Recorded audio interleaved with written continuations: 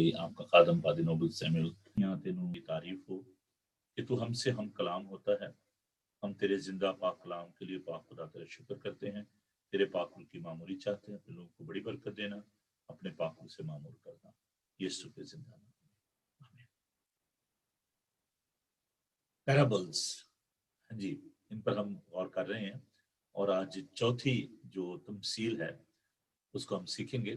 میں آج صبح جب دعا کر رہا تھا تو میں یہ سوچ رہا تھا کہ دیکھیں جو نا قطرہ قطرہ جو کسی پتھر پر گرے نا تو پتھر بھی جو ہے وہ ٹوٹ جاتا ہے. پانی کا جو ایک بوند ہوتی ہے اگر وہ اس پتھر پر گرتی رہے وہ بھی چکنا چور ہو جاتا ہے. تو خداوند کا جو کلام ہے یہ ہتھوڑے کی مانند ہے، یہ دلوں کو چکنا چور کر دیتا ہے. تو جب آپ روزانہ تھوڑا تھوڑا تھوڑا تھوڑا آپ سنتے جاتے ہیں کلام کو تو پھر وہ آپ کے اندر پائل اپ ہوتا جاتا ہے، اسٹوریج ہے نا. تو آج ہم اس بات پر غور کریں گے خداوند کے پاک کلام کا اسی اہمیت پر. تو جو اسپرچل ڈلنس ہے نا یہ بہت بری ہے. ایک ہوتے ہیں لوگ جو جسمانی طور پر سست ہوتے ہیں، کام ہی نہیں کرتے، نہیں جی میرے سے بس میں تھک گیا ہوں جی، میرے سے نہیں کام ہوتا جی. تو کچھ لوگ ہوتے ہیں جو کہ اسپرچولی جو ہے وہ ڈل ہو چکے ہیں، بس کافی ہو گیا جی، بس بڑا کلام سن لیا، بڑا کچھ ہو گیا جی، بس اب کافی ہے جی، بور نہیں ہوتا.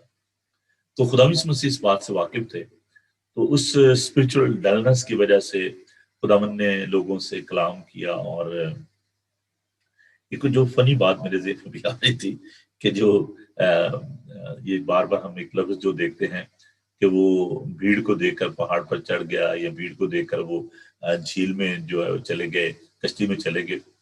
تو بعض کا تو پڑھتے پڑھتے یہ بھیڑ جو ہے وہ بھیڑ جو ہے لفظ جو ہے وہ مکس اپ ہو جاتے ہیں. تو واقعی ہم جو ہیں کہ دفعہ وہ بھیڑوں کی مدد سے لکھا ہے نا کہ بھیڑوں کی مدد بھٹک گئے. تو بھیڑ جو ہوتی ہے بڑی انوسینٹ ہوتی ہے، جہاں بیٹھی ہے اور مکھیاں اس کے اوپر آ رہی ہیں، اس کو پتہ نہیں ہے وہ خوراک کو دے گا تو کھائے گا. لیکن بکری جو ہوتی ہے نا بڑی نوٹی ہوتی ہے. تو بکریاں جو ہوتی ہیں، گوٹ جو ہوتی ہیں وہ اچھلتی کودتی ہیں. تو بھیڑیں بیچاری جو ہے نا بس وہ ایسے ہی کوئی دے گا تو کھا لیں گی، جو میں کرتی رہتی ہیں. تو وہ جو مسیحی ہیں ان کو بھیڑوں سے تشبیہ دی گئی ہے، خدا مسیح جو ہے چرواہا ہے. تو کچھ بھیڑیں ایسی ہیں تو بالکل ہی بس وہ میں بھی نہیں کرتی، اور ڈل بالکل ہی ڈل ہے، اسپرچولی ڈلنس. تو یہ جو اسپرچل جو ہے نا سستی، روحانی سستی جو ہے اس سے باہر آئے. اب میں دیکھتا ہوں کہ میں تیرے سے کہہ رہا ہوں یار اپنے بھائیوں کا تسلی لیا کرے، مجھے پتا ہے چلو کوئی بات نہیں، بھائی سب کہہ دیتے ہیں کوئی بات نہیں. اور پھر یہ کہ یار آپ پروگرام کو دیکھا کرو، کلام سنا کرو. تو یہ حالت جو ہے بڑی پتلی ہے. خیر آج ہم جس پیرابل پر غور کرنے کو ہے یہ ایک چیلنج ہے اور انتباہ ہے، ایک وارننگ ہے. تو اس کو ہم سیکھنے کے لیے ہمیں تھوڑا سا اس سارے دیہاتی ماحول کو، فلسطین کے اس ماحول میں ہمیں جانا پڑے گا.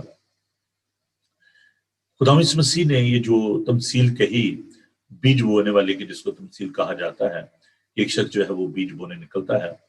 تو اب یہاں پر جو ہم دیکھتے ہیں کہ جو لفظ استعمال کیا گیا ہے ایک بونے والا بیج بونے نکلا. تو یقیناً یہ خدا یسوع مسیح کے بارے میں ہے کہ وہاں پر جو ہے وہ بیج بو رہے تھے، کلام سنا رہے تھے، اور جو بیج ہے یہ خدا ان کا کلام ہے. تو یہ تھوڑی سی جو اصطلاحات ہیں، جو میٹافر ہیں، ان کو آپ سیکھیں، ذہن میں رکھیں کہ بیج بونے والے سے مراد خداوند ہے، اور خداوند کا پاک روح ہے جو کلام ہمارے دلوں میں بوتا ہے.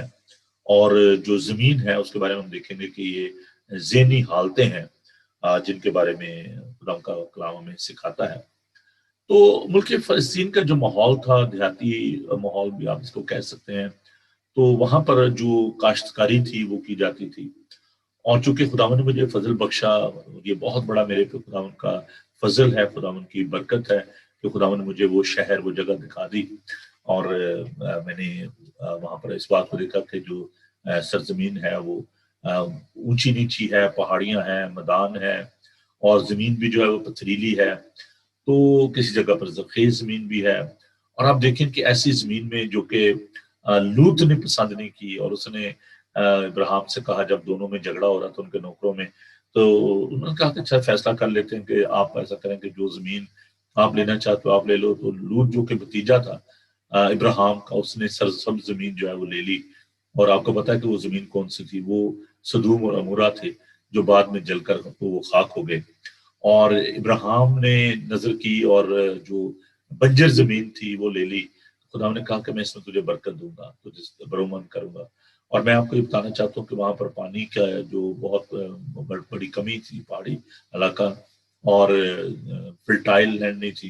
لیکن آپ حیران ہوں گے کہ ابھی جو اسرائیلی ہیں وہ دنیا کو پانی سپلائی کر رہے ہیں. جو آپ پانی پیتے ہیں وہ وہاں سے بہت سارے ممالک میں جو سپلائی ہوتا ہے، اور وہاں پر جو پھل جو اتنے ہوتے ہیں، فروٹ جو ہے پوری دنیا میں سپلائی کیا جا رہا ہے. It's very fertile country. تو یہ خداوند کا فضل ہے، کیونکہ خداوند نے ان سے وعدہ کیا ہے. تو اس بات کو آپ ضرور سیکھیں کہ جب ہم بیج بونے والے کی تمثیل کو دیکھ رہے ہیں تو سرزمین کو ہمیں ذہن میں رکھنے کی ضرورت ہے. اس دور میں جب کہ خدا مسیح خدمت کر رہے تھے تو دو طریقے سے جو ہے وہ بیج بوئے جاتے تھے اس سرزمین میں. پہلا تو جو طریقہ تھا وہ بڑا ہی موڈسٹ اور بڑا اچھا طریقہ تھا کہ جو بیج بونے والا ہوتا تھا وہ جو بیگ ہوتا تھا اپنے کندھے پہ ڈال کے اس میں جو بیج جو ہے وہ ہوتا تھا تو وہ اس کو اپنی مٹھی میں رکھ کے تو اس کو وہ بکھیرتا جاتا تھا ان کیاریوں میں جو اسے تیار کی ہوتی تھی. پہلے زمین کو تیار کیا جاتا تھا اور پھر اس میں بیج جو ہے وہ بویا جاتا. That was a very good method اس بیج کو بکھیرنے کے لیے. اینڈ اس میں جو پرابلم ہوتی تھی وہی ہوتی تھی کہ کئی دفعہ ہوا تیز ہوتی تھی اور بیج جو ہے وہ اس کھیت میں کچھ گر جاتا تھا، کچھ سائڈوں پہ جو ہے کھیت سے باہر بھی چلا. اس میں بیج بونے والا کا قصور نہیں، لیکن وہ جو ہوا ہوتی تھی، ٹربل جو ہوتی تھی، اس کی وجہ سے وہ بیج جو ہے وہ دوسری طرف جو ہے گر جاتا تھا.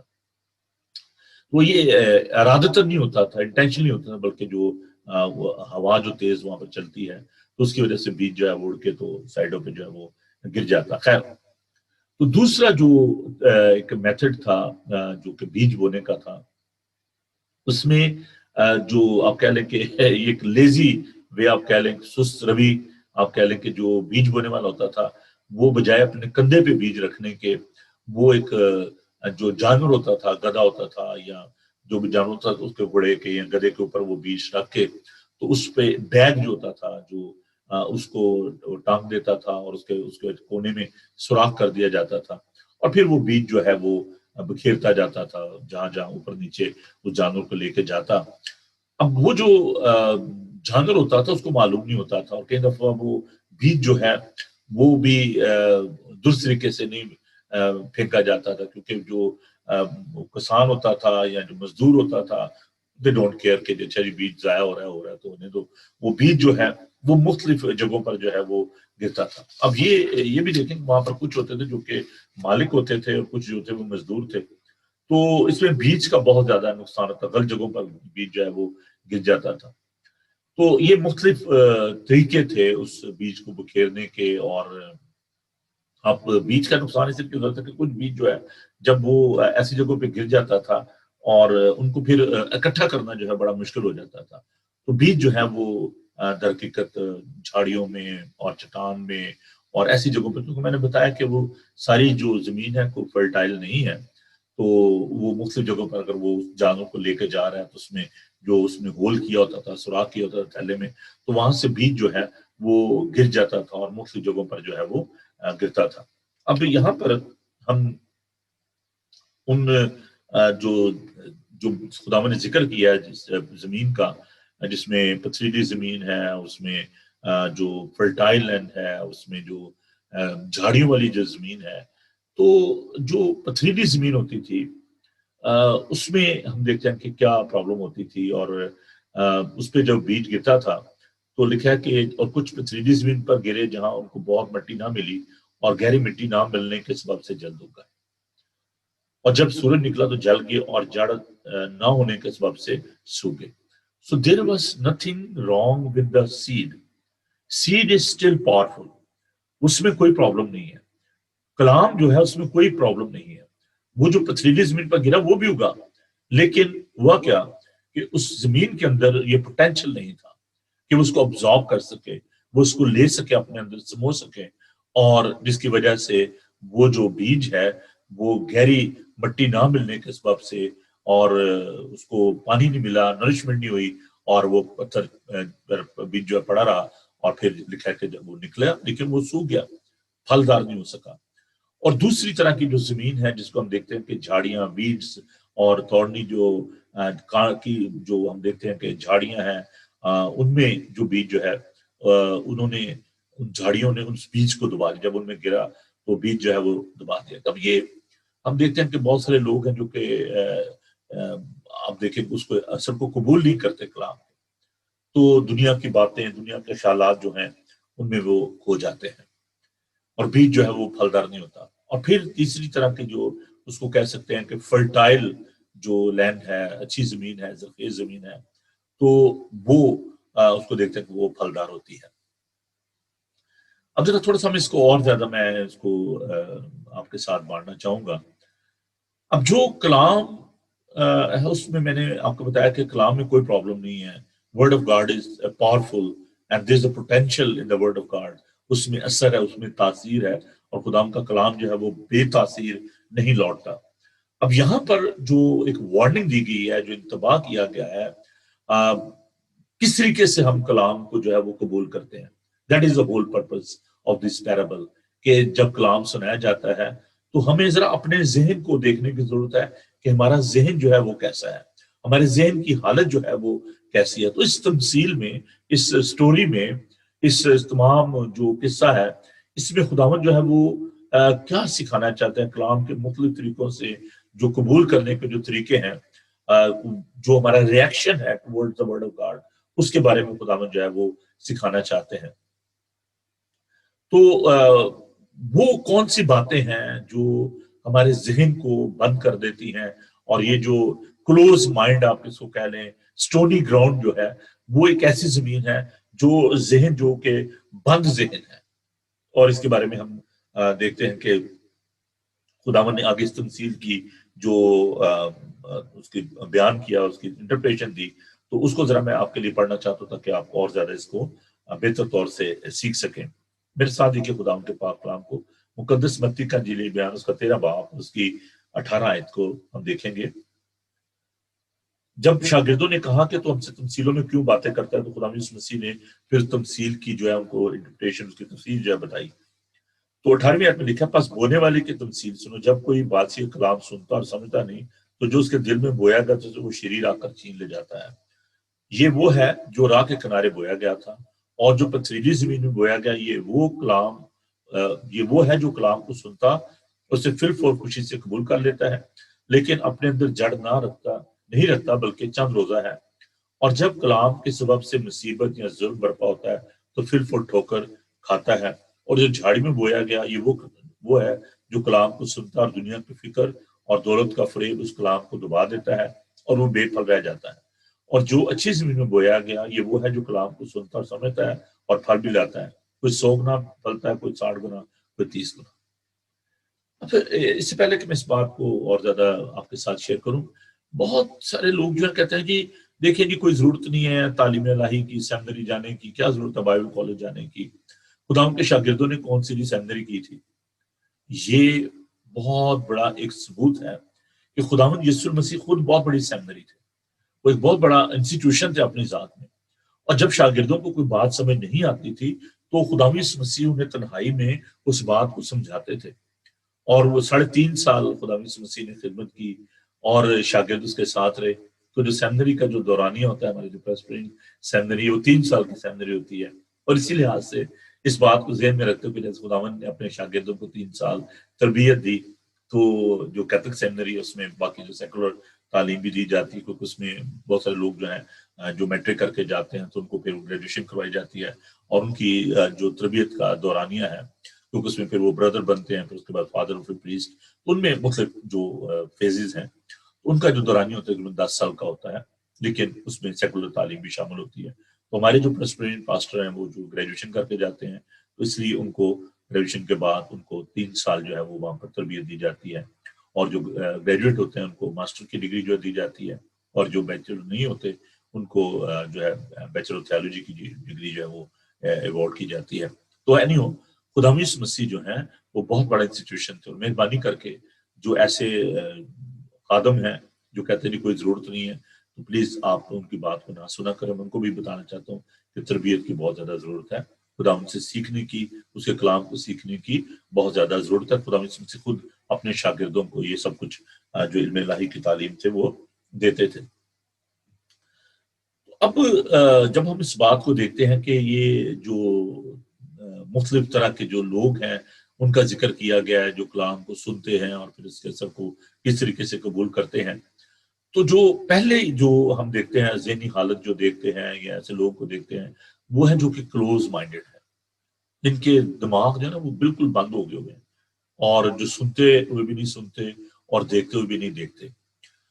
تو وہ کون سی باتیں ہیں جو ان کے ذہنوں کو بند کر دیتی ہیں اور وہ کلوز مائنڈیڈ ہو جاتے ہیں؟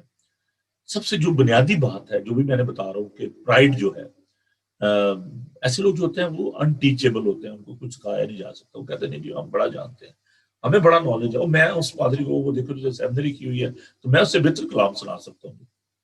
تو ایسے لوگ جو ہیں وہ ان کے اندر غرور اور تکبر ہوتا ہے، اور خداوند جو ہے مغروروں کا مقابلہ کرتا ہے. ابلیس کی بھی یہ بہت بڑی پرابلم تھی.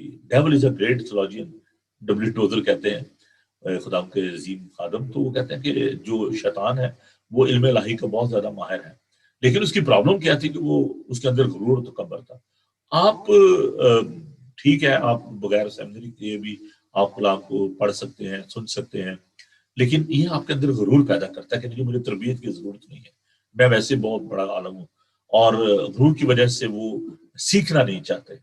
اور دوسری جو وجہ ہے کہ ٹائم میرے پاس بہت کم ہے، میں اس کو اور زیادہ پرائڈ کو اور زیادہ ایکسپلین نہیں کر سکوں گا. دوسری جو وجہ ہے وہ ہے خوف. اور جو آپ کا امورل کریکٹر ہوتا ہے، جو آپ کی اخلاقی حالت ہوتی ہے، گناہ کی وجہ سے انسان کے اندر گلٹی کانشیس ہوتا ہے، خوف آ جاتا ہے، اور وہ لوگ اتنا سہم جاتے ہیں، ڈر جاتے ہیں کلام کو جب سنتے ہیں. ان کے اندر خوف پیدا کی بات ہے، کلام سننے سے خدا ان کا خوف جو ہے، میں نے کل بتایا تھا کہ خدا ان کا خوف جو ہے وہ عقل اور حکمت اور دانائی کا شروع ہے. تو لوگ کلام کو، اس کی سچائی کو اس لیے نہیں سننا چاہتے کیونکہ they are living in guilty conscience, سے آدم اور حوا نے اپنے آپ کو چھپایا. تو جو لوگ فیئرفل ہیں، جن کے اندر گلٹی کانشیس ہے due to their sin, they don't want to listen the word of God. دوسری جو حالت ہے، دوسری طرح کے جو لوگ ہیں وہ ہیں جو کہ ڈبل مائنڈیڈ ہیں. یہاں اس کو آپ کہہ سکتے ہیں کہ سطحی طور پر سپرفیشلی وہ جذباتی جو رد عمل ہوتا ہے، ایک ایموشنل ریئیکشن جو ہوتا ہے، کلام کو سناؤ واہ جی واہ بڑا زبردست کلام تھا. اور بہت دفعہ ایسا ہوتا ہے کہ جب میں چرچ کروا کے تو باہر جو لوگوں سے مل رہا ہوتا ہوں، ڈور پہ کھڑا ہوتا ہوں، تو وہ لوگ جو ایسے ہوتے ہیں ڈبل مائنڈیڈ ہوتے ہیں، یا سطحی طور پر سپرفیشلی جو کلام کو سنتے ہیں تو آتے بڑے زور سے ہاتھ ملائیں گے، کہتے ہیں میری جان ہی نکل جاتی ہے. ایک شخص ہے، وہ میرے بڑے عزیز دوست ہیں، اور وہ جب حق کرتے ہیں تو یقین جانا پسلیاں جو کڑکڑانا شروع ہو جاتی ہیں، اور میں نے کہنا پرا وہ جی ہاتھ ملا لا سلام کر لیں. اور شکر ہے کہ یہ کورونا کی وجہ سے بھی ہاتھ ملانا اور یہ گلے لگنا جو ہے تھوڑا سا بند ہوا تھا. لیکن کئی لوگ ایسے حق کرتے ہیں کہ جان ہی نکل جاتی ہے، اور ہاتھ بھی ایسے ملاتے ہیں کہ میرے جیسے کا ہاتھ میں ایسے پرابلم ہے تو وہ ایسے دباتے ہیں کہ بس بندہ کہتا ہے بس میری جان ہی چھوڑ دو. تو وہ بڑا جناب پریٹینڈ کریں گے بھائی صاحب کیا بات ہے، بڑا زبردست کلام تھا. اور اگلے سے پوچھو جی کیا سیکھا تھا، پتا نہیں جی بھول ہی گئے ہیں. تو یہ ڈبل مائنڈیڈ لوگ ہوتے ہیں. ایموشنل جو ریئیکشن ہوتا ہے، سم ٹائم وہ کوشش کرتے ہیں کہ یہ ان کا اوبلیگیشن سمجھتے ہیں، اپنا ایک فرض عظیم سمجھتے ہیں، رسپانسبلٹی کہ چلو یار ذرا بتا دیں. اچھی بات ہے، آپ کو اپریشیٹ کرنا چاہیے خدا کے خادموں کو، لیکن اچھی چیز ہے کہ آپ اپنی زندگی سے اگر محبت کے بارے میں بتایا کہ خادم جو تھے وہ محبت کے بارے میں ہر ہفتے پیغام دیے جا رہے تھے، تو کچھ دوست جو ہیں ان کے پاس ہے، انہوں نے کہا جی بھائی صاحب آپ پچھلے کئی ہفتوں سے محبت پہ پیغام دیے جا رہے ہیں تو تھوڑا چینج کر لیں. تو پادری صاحب نے کہا کہ مجھے ایک بات بتائیں، آپ نے محبت کرنا شروع کر دی ہے؟ تو انہوں نے کہا جیسے آپ کہہ رہے ہیں ویسے تو نہیں کی. تو انہوں نے کہا جب جیسے میں کہہ رہا ہوں، جیسے خدا کا کلام کہتا ہے، جب آپ ویسے محبت کرنا شروع کریں گے بے لوث بے غرض، تو پھر میں بھی جو ہے نا اس کلام کو تبدیل کر لوں گا، اس سرمن کو تبدیل کر لوں گا. تو بات یہ ہے کہ کلام سننا اچھی بات ہے، اس کے اثر کو قبول کرنا اچھی بات ہے، لیکن اس پہ عمل کرنا جو ہے وہ سب سے ضروری بات ہے. یہ جو دورے ذہن کے لوگ ہوتے ہیں نا، ڈبل مائنڈڈ جو لوگ ہوتے ہیں، یہ وقتی طور پر اپنا جوش اور ظاہر کرتے ہیں، لیکن وہ جلدی جو ہے وہ ختم ہو جاتا ہے. میرے ایک مسلم دوست تھے، تو میں ان سے ملا اور میں نے آپ کو شاید اس بارے میں بتایا بھی تھا کہ وہ شیعہ تھے اور انہوں نے کراس جو ہے وہ اندر اپنے یونیفارم میں پہنی ہوئی اور بہت خدا سے پیار کرنے والے. تو میں نے انہیں بلایا, میں نے کہا جی آپ آئیں اور چرچ میں آپ اپنی ٹیسٹمنی شیئر کریں. تو ہی واز مسلم بیسیکلی. تو وہ آئے اور انہوں نے بڑا خوبصورت میسج دیا. انہوں نے کہا کہ 2 طرح کے برتن ہوتے ہیں, ایک چکنے برتن ہوتے ہیں اور ایک وہ برتن ہوتے ہیں جو کہ پانی کو اپنے اندر سمو لیتے ہیں.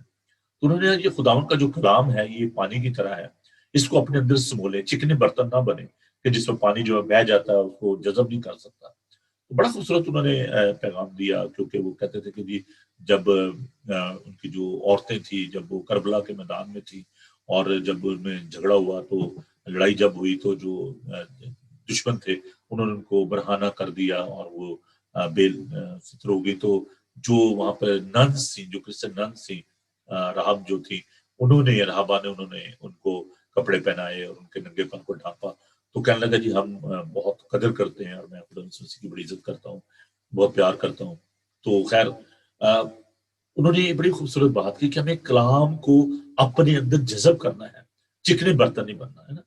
تو یہ لوگ جو ہوتے ہیں جو ڈبل مائنڈیڈ ہوتے ہیں یہ سنتے بھی ہیں لیکن ان کا رد عمل کیا ہوتا ہے کہ وہ سب وقتی ہوتا ہے اور ایموشنل ریئیکشن ہوتا ہے. کسی کنونشن میں گئے اور پادری صاحب نے بلایا, ہاں جی کون کون توبہ کرنا چاہتا ہے, وہ گئے آگے اور توبہ کر لی, اس وقت وہ توبہ کر لی, چند دنوں بعد پھر وہی کام. تو نلائی سورنی جو ہے وہ دلدل کی جانب جاتی ہے اور کتا اپنے کہہ کے جانب جاتا ہے. خدا ان کا پاک کلام بتاتا ہے, مقدس پترس یہ بیان کرتے ہیں.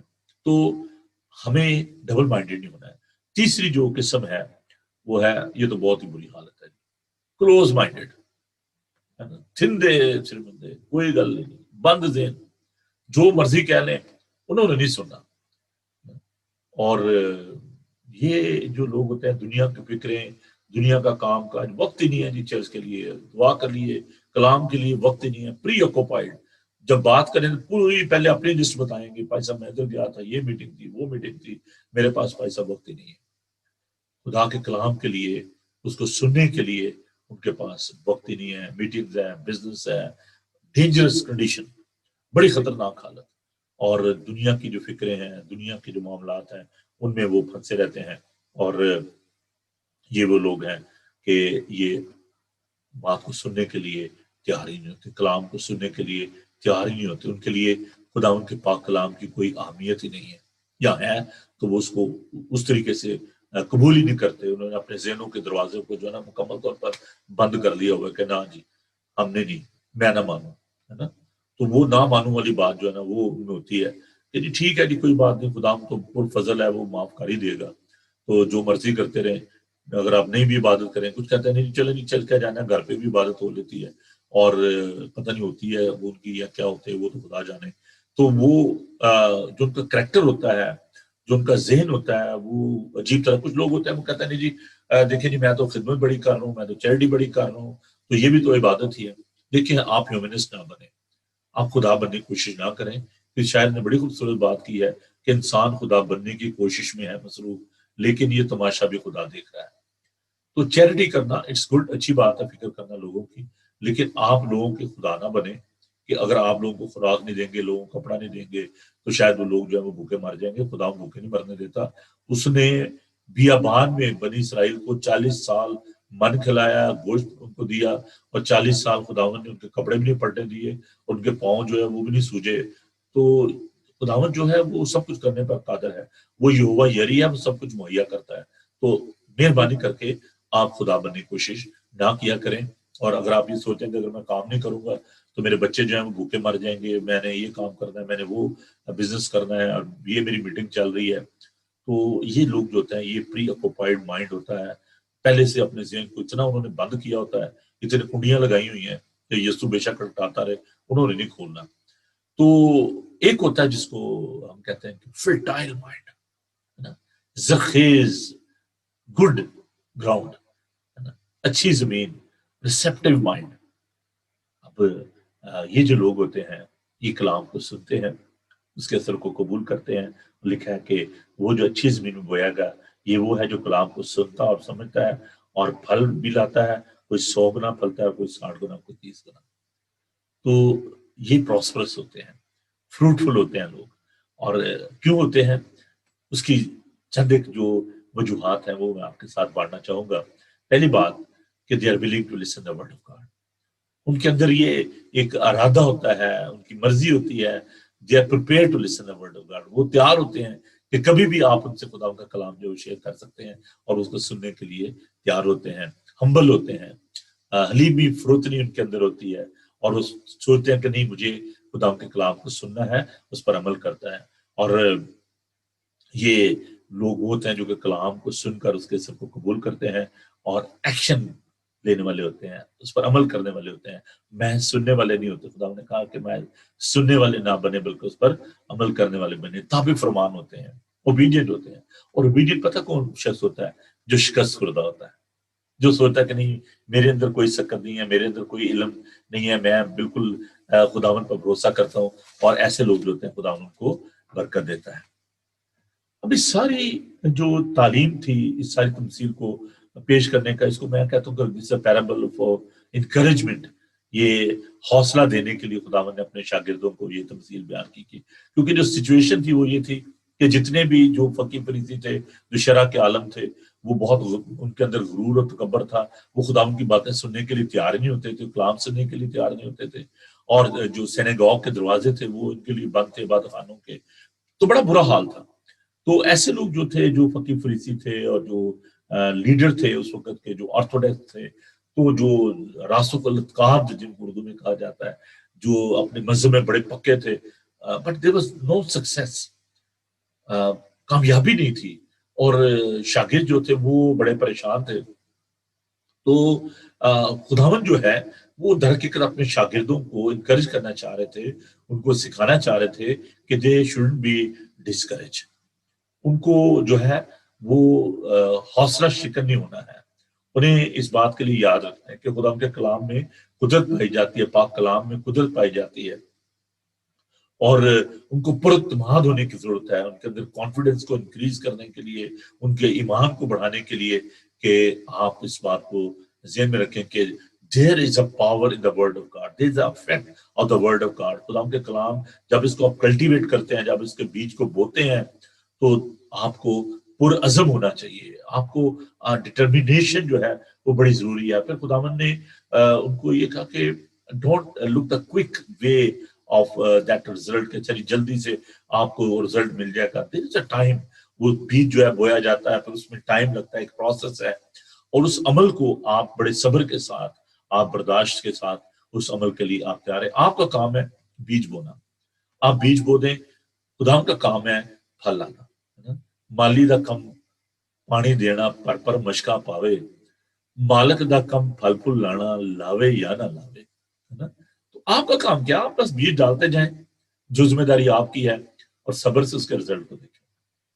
بہت سارے لوگ جو ہوتے ہیں وہ بڑے جذباتی قسم کے ہوتے ہیں, اور وہ جب کلام سناتے ہیں کہتے ہیں جی بس آج ہی میں رزلٹ دیکھنا چاہنا ہے نا.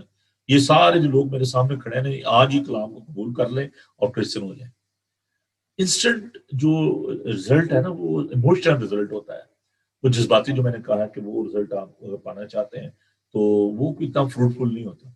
تو ہمیں امید رکھنی چاہیے. دیکھیں یعقوب یہ فرماتے ہیں اپنے خط میں کہ جو کسان ہے وہ بیج بوتا ہے, پھر صبر کے ساتھ انتظار کرتا ہے پچھلی بارش کا, کہ کب بارش ہوگی, کب وہ فصل اگے گی, اور پھر کب اس کو اکٹھا کرے گا. تو ایک لانگ پروسیس ہے, اس کے لیے آپ کو تیار ہونا ہے.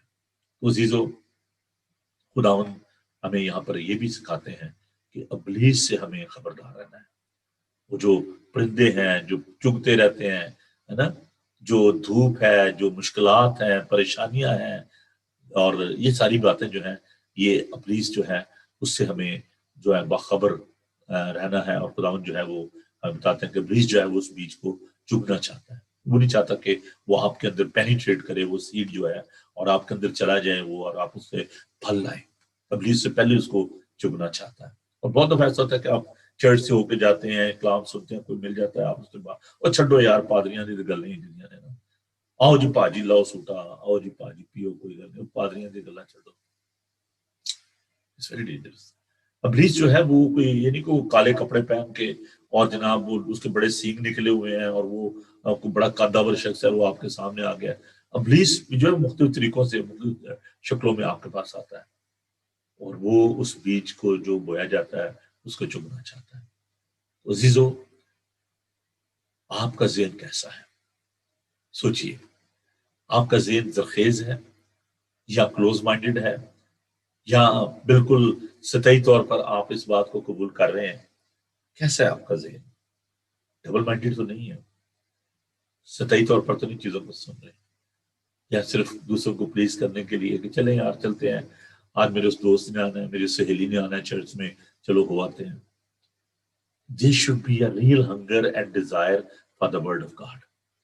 خدا کے کلام کے اثر کو قبول کیجیے اور کلام بے تاثیر نہیں لوٹتا.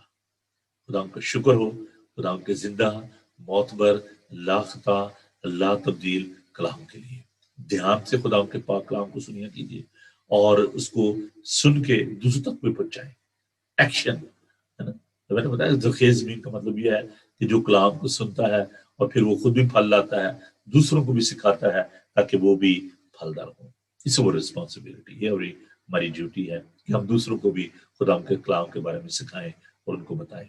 سو میری یہ دعا ہے کہ خدا ہمارے ذہنوں کی مٹی کو زرخیز بنائے تاکہ کلام کا بیج جب یہ بویا جاتا ہے تو بہت سا پھل لائے، کوئی 100 گنا، کوئی 60 گنا، کوئی 30 گنا. پھل تو ہونا ہی چاہیے according to your capacity, according to your mind. خداوند یہ بھی نہیں چاہتا کہ اچھا اگر ایک شخص جو ہے اس نے کم پڑھا لکھا ہے تو وہ بیچارہ جو ہے وہ فیل کر کے یار میں تو ایسے کلام نہیں سنا سکتا، میں تو انگلش نہیں بول سکتا، میں یہ نہیں کر. ہو سکتا ہے کہ آپ کو 30 گنا پھل لا رہے ہیں، اس سے 60 گنا لا رہے ہیں، کوئی 70 گنا لا رہا ہے، کوئی 100 گنا لا رہا ہے.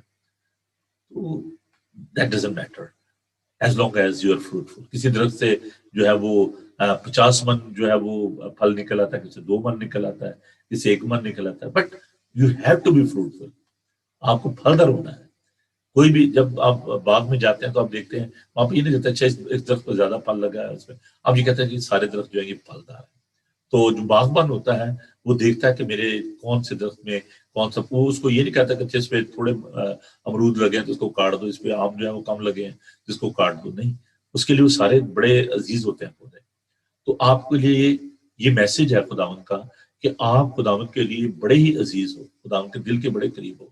آپ چاہے تھوڑا پھل لا رہے ہو چاہے زیادہ لا رہے ہو، آپ کو پھلدار ہونا ہے. خداوند یہ نہیں کہا کہ آپ ضروری ہے کہ 100 گنا ہی پھل لاؤ یا 60 گنا ہی لاؤ. جتنا بھی آپ پھل لا سکتے ہیں لائیں. خداوند آپ کو بڑی برکت بخشے. آئیے دعا کریں، خداوند کی شکر گزاری کریں. ہاللیلویہ، تھینک یو جیسس.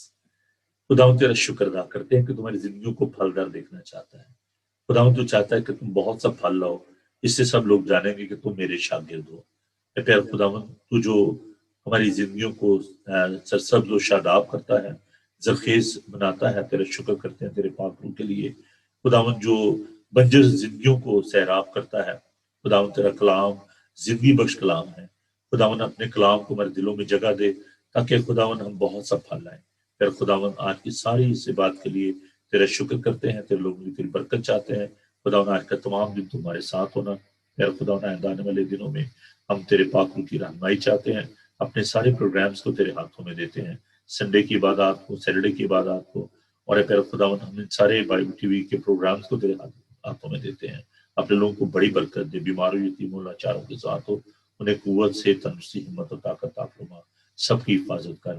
یسوع کے زندہ جلالی اور قدوس نام میں یہ دعا مانگتے ہیں، آمین.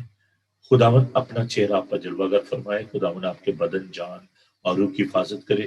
آپ کا بلانے والا سچا ویسے کرے گا. اور ہمارے خدا مسیح کا فضل، خدا باپ کی محبت، پاک روح کی رفاقت و شراکت اب سے لے کر ہمیشہ تک آپ سب کے ساتھ اور دنیا بھر کے مقدسین کے ساتھ ہوتی رہے، آمین. تھینک یو جی. خداوند آپ کے ساتھ ہو، خوش رہیں اور خوش رکھیں. Once again thank you so much for joining me. اور اگر آپ ابھی اپنے فارغ وقت میں اگر آپ اس کام کو کریں میرے ساتھ مل کر، تو آپ اپنے دوستوں عزیزوں کو یہ پیج جو ان کے ساتھ شیئر کریں اور اپنا بہت سا خیال رکھیں، اپنے خاندان کا خیال رکھیں. انجوائے کریں ڈے کو. اگر آپ بیچ پہ جانا چاہتے ہیں یا گھر پہ آپ رہنا چاہتے ہیں، جیسے بھی ہے، سو انجوائے یور ڈے. اور ہمیں اپنی دعاؤں میں یاد رکھیں، بائبل ٹی وی کو سپورٹ کرنا نہ بھولیں، اپنی دعاؤں میں یاد رکھیں. اور اپنے احتجاجات جو ہیں وہ ضرور بائبل ٹی وی کے لیے دیں تاکہ ہم اس کے کام کو اور زیادہ بڑھا سکیں. خداوند آپ کو بڑی برکت بخشے.